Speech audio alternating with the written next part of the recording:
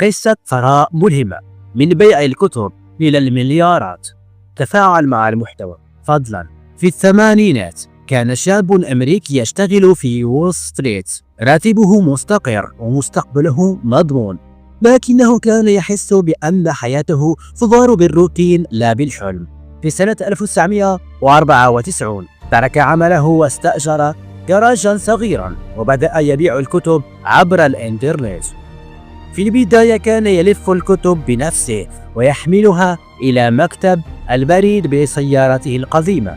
بعد سنوات قليلة الشركة كادت تفلس، المستثمرون انسحبوا والسخرية كانت أعلى من الأمل، لكنه استمر، لم يبحث عن الربح السريع بل عن بناء نظام. واليوم ذلك الجراج صار أمازون، وصاحبه جيف بيزوس من أغنى رجال العالم. الخلاصة: الثراء لا يبدأ بالمال بل بقرار صامت أن تتحمل الوحدة والشك والطريق الطويل بين الفكرة والنتيجة.